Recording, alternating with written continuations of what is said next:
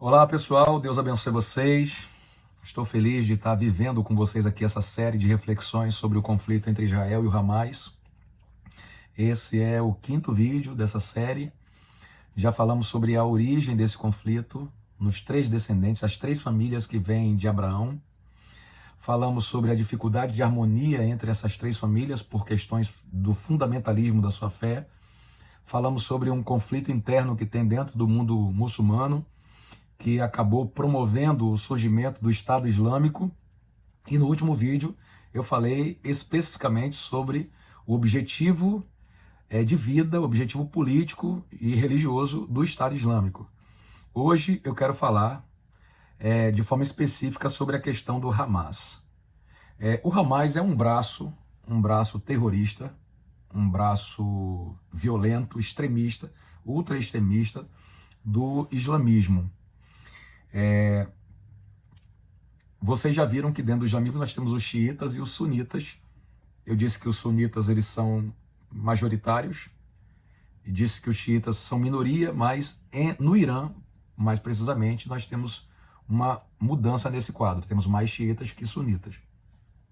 Mas de qualquer forma, no final eles se alinham num propósito só, que é impor a fé islâmica, submeter todas as nações ao controle dessa fé, né? A religião islâmica está acima do Estado. O Estado é uma ferramenta nas mãos da religião, coisa que no cristianismo isso não acontece. Mas vamos ao Hamas. O Hamas, tem muita gente falando sobre ele na internet, então você pode aprender também com outros líderes aí, com outros estudiosos.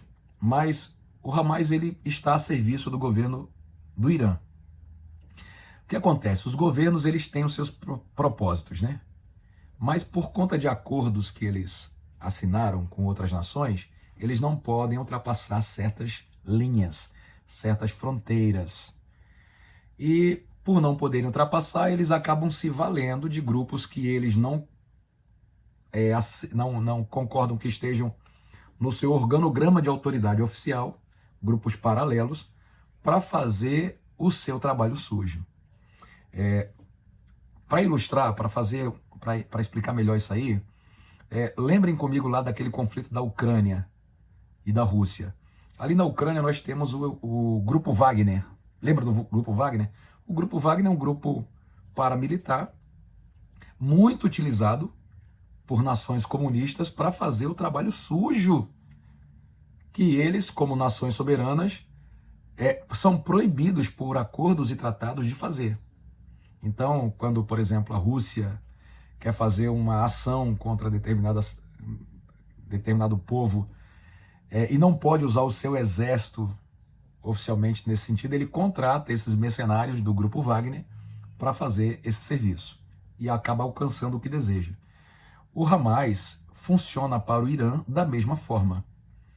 Então, eles são utilizados pelo Irã nesse mesmo propósito. O Irã, por causa de acordos que possui, não passa oficialmente de certas barreiras, de certos limites, mas alcança o que deseja através do Hamas. Então, hoje está escancarado esse apoio do governo iraniano sobre as ações do grupo Hamas.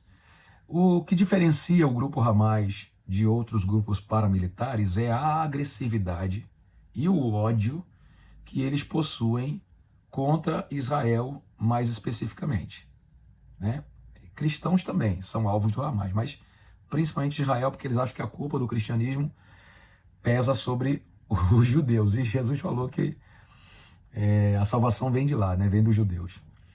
Então, tem uma razão por trás disso. Eles odeiam Israel, eles têm isso como objetivo de vida e não poupam as crueldades na hora de cumprir aquilo que se dispõe a cumprir, que é o extermínio, a eliminação do Estado de Israel. Então, tem aí uma questão de vingança no meio. Eles estão a serviço, estão sendo patrocinados para isso, entendeu? Tem uma ambição, tem uma questão religiosa embutida, então tem uma série de coisas por trás dessa ação extremista, exagerada, diabólica do Hamas. E já que eu falei de ações diabólicas, eu quero entrar aqui num aspecto espiritual desse conflito. Até porque no próximo vídeo nós vamos falar sobre as expectativas escatológicas que esse conflito nos traz. Hamas, o nome escolhido para esse grupo é um nome bíblico. E o significado do nome Hamas é violência. Então veja o nome que foi escolhido para identificar esse grupo. O nome significa violência, tá? Então, se fosse em português, nós os chamaríamos de violência ou violentos, né? Essa é a definição. Onde é que nós vemos esse nome na Bíblia? Quando Deus decidiu punir o mundo antigo, o mundo de Noé, a Bíblia diz que Deus fez isso porque a terra inteira estava coberta de Hamas, de violência, dessa filosofia de vida que a gente vê dentro desse grupo. Então, um juízo de Deus veio sobre a terra que acabou adotando a violência como estilo de vida, estilo cultural, como postura cultural. Então, Deus exterminou o mundo antigo por causa da Hamas, da violência que se praticava gratuitamente naquele período. A mesma palavra aparece em Gênesis 18, quando Deus decide exterminar a região de Sodoma e Gomorra. E ele fez isso porque a terra inteira estava coberta de Hamas, de violência. Então, nós percebemos um princípio espiritual satânico, uma motivação diabólica atrás das ações do Hamas. Falando como cristão, nós queremos a conversão de todos os homens. Queremos a salvação, inclusive, dos xiitas, dos sunitas e dos membros do Hamas. Nós pregamos e oramos pela salvação dessas pessoas, porque todos somos criaturas de Deus, e Deus tem planos de salvação para o mundo islâmico através de Jesus Cristo. A nossa fé, o fundamento da nossa fé, nos obriga a esse amor. Nós somos obrigados a amar até os nossos inimigos. É o que a nossa fé nos ensina. Tá? Diferente de todas as outras, gente. Diferente de todas as outras. E aí, me perdoem, não quero ofender ninguém, mas estamos falando de fundamento. No mundo islâmico, a mensagem é eu contra meu irmão. Eles brigam entre si. Eu já falei disso aqui no vídeo retrasado. Eu e meu irmão contra a minha casa. Eu e a minha casa contra a minha família. Eu e a minha família contra a minha tribo. Eu e a minha tribo contra o meu país. Eu e o meu país contra o mundo inteiro. Então, a harmonia e a aliança que eles promovem entre si só acontece pelo propósito de derrotar o outro. Na fé judaica de Moisés, nós temos olho por olho, dente por dente. Amarás o teu amigo, teu irmão, e odiarás o teu inimigo.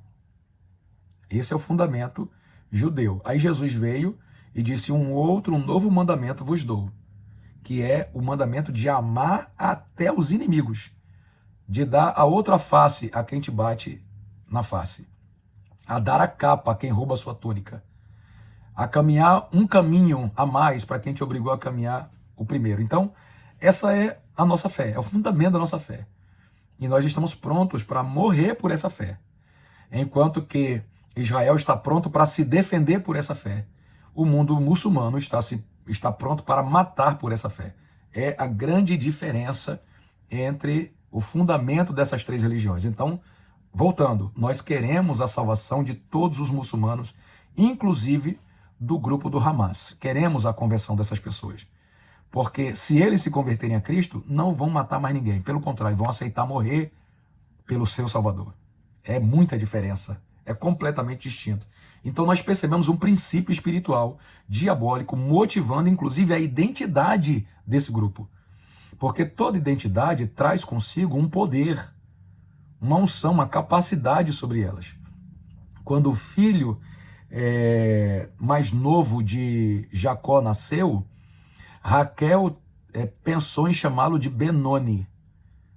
E estava dando uma identidade ao seu filho, filho da minha dor. Aí Deus falou: opa, não vai chamar de Benoni não, vai chamar de Benjamim, filho da minha mão direita, da minha mão mais forte.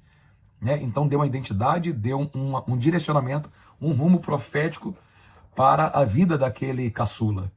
Então, nós temos que entender que uma vez que um grupo decide se denominar, se batizar, se identificar como Hamas, como violência, ele está dizendo que assumiu, no mundo espiritual ele está dizendo que assumiu a missão de encher a terra da sua violência, como aconteceu no mundo antigo, no mundo pré-diluviano, como aconteceu também em Sodoma e Gomorra. Se a gente tolerar que essa cultura se espalhe, se dissemine, nós vamos trazer um novo tempo de juízo sobre a terra. Nós não podemos concordar com isso. Mas também não podemos usar das armas, né? Como cristãos, não podemos usar da violência contra esse grupo.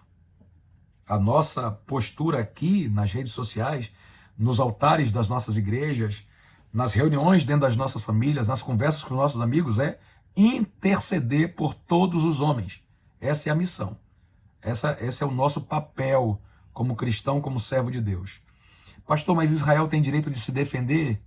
E na sua defesa ele tem direito de atacar pela fé e pelo fundamento de Israel, ele tem esse direito. E cá entre nós, se ele não fizer isso, ele some em 2 dias.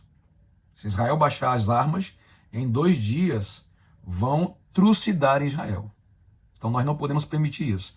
Gente, na invasão de Jerusalém, no ano 70, comandada pelo general Tito, as 3 legiões que Tito utilizou para a conquista de Jerusalém, que invadiu Jerusalém, eram todas elas formadas por legionários ismaelitas.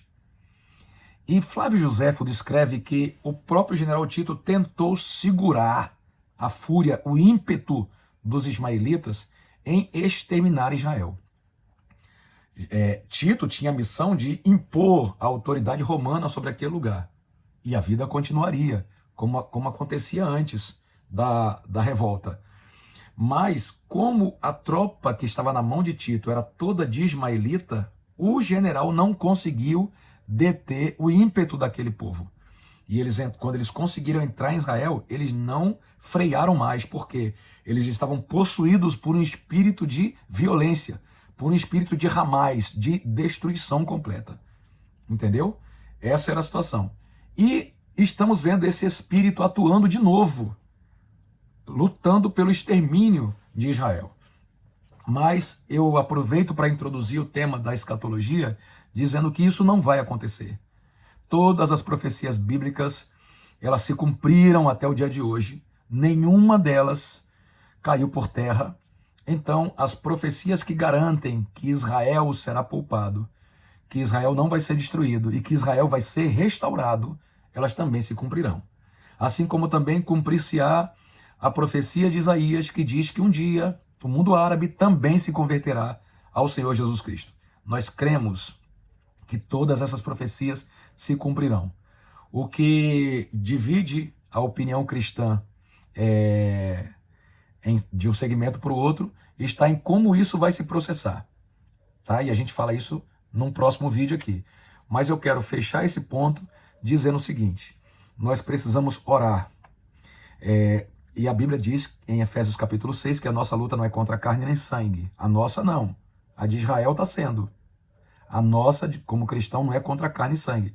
É contra principados, potestades, dominadores desse mundo tenebroso que operam nas regiões celestiais, olha a palavra, da maldade. Essa é a nossa batalha. Estamos lutando contra poderes, contra os demônios que inspiram essa violência, que inspiram o estupro de mulheres, que inspiram o genocídio, o infanticídio dos pequeninos, que inspira a destruição de famílias. Então esse espírito de Hamas, de violência, nós temos que lutar contra esses demônios que operam nas regiões celestiais da maldade para que a bênção do Senhor seja estabelecida sobre aquela região e sobre a terra inteira. Há uma mensagem escatológica que vamos tratar sobre isso agora. A última palavra que eu quero trazer para fechar esse vídeo de agora é a seguinte: houve um tempo em que um espírito desse, Hamas, estava se opondo aos propósitos de Deus na mesma região onde agora temos o Irã, né? E isso acontece numa num tempo em que Daniel estava orando. Daniel aplicou seu coração para orar, querendo entender as visões de Deus, e o Senhor enviou o anjo Gabriel até Daniel, né? Gabriel é um anjo muito especial, ele assiste diante da face do Senhor, ele é um anjo que trabalha diante do trono de Deus, está sempre pronto ali, é o seu posto, é em frente ao trono de Deus. Deus pegou esse anjo de primeiro escalão, importantíssimo, e disse: leva a mensagem e explique a Daniel o sentido das profecias. Fale que eu levantarei um reino que não será abalado. É o reino do Messias, do Cristo amado, a quem nós servimos. Gabriel então veio para trazer esse recado a Daniel. Mas a Bíblia diz que um espírito da Pérsia, que operava nessa região, que hoje patrocina o Hamas ali no Irã, se opôs a Gabriel e o prendeu. Por incrível que pareça, o espírito era tão poderoso, esse demônio era tão poderoso que conseguiu prender, deter a passagem do anjo Gabriel. Mas olha o que Daniel fala, e é aqui que eu encerro. Mas por causa das suas constantes orações. E você que é cristão, saiba, essa é a receita para resolver esse problema. Constantes orações. Daniel, por causa das suas constantes orações, Deus enviou Miguel, o príncipe dos exércitos de Deus, o protetor do seu povo. Miguel veio, lutou contra o príncipe da Pérsia, contra aquele demônio, me liberou, e aqui estou eu para te fazer entender esse negócio. Então, como diz em 2 Crônicas 7,14, se o povo de Deus, que se chama pelo seu nome, se humilhar e orar, se converter dos seus maus caminhos, Deus ouvirá do céu, perdoará os nossos pecados e vai sarar a nossa terra. Então oremos, igreja, porque só essa receita pode impedir esse espírito de violência, esse espírito de Hamas que está agindo agora nesse conflito terrível, horroroso que estamos testemunhando em Israel nesse momento. Tá bom? O próximo vídeo vamos falar sobre escatologia, sobre o entendimento escatológico que podemos ter diante de todo esse conflito. Continue me acompanhando, espalhe essa notícia para outras pessoas. Em breve nos veremos. Não vai demorar. Fique comigo.